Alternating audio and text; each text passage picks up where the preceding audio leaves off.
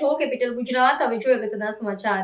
ચેતજો, માતા પિતા પીજીની દિવાલ પાછળ તમારી દીકરી સુરક્ષિત નથી।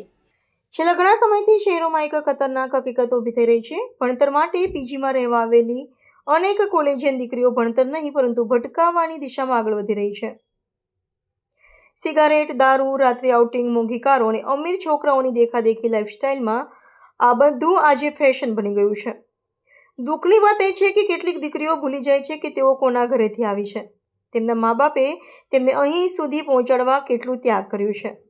પૈસાની ચમક અને ખોટી મિત્રતામાં ફસાઈને તેઓ એવો રસ્તો પકડી લે છે કે જ્યાં અંતે પસ્તાવો, બદનામી અને ખતરો જ રહે છે। આજની હકીકત એ છે કે જેટલા ગુનેગાર છોકરાઓ જવાબદાર છે, એટલી જ બેદરકારી કેટલીક દીકરીઓની પણ છે। ખોટી સંગત, અંધવિશ્વાસ અને કંઈ નહીં થાય એવી માનસિકતા અનેક વખત ગંભીર અપરાધો અને દુર્ઘટનાઓને જન્મ આપે છે। માતા પિતાઓ માટે સવાલ: તમે તમારી દીકરીને પીજીમાં મોકલીને નિશ્ચિત તો થઈ ગયા, પણ શું તમે તેની દૈનિક જિંદગી પર નજર રાખી છે? દીકરીઓ માટે કડક સંદેશ: આઝાદીનો અર્થ ભટકાવું નથી। એક ખોટો નિર્ણય આખી જિંદગીનો ભાર બની શકે છે।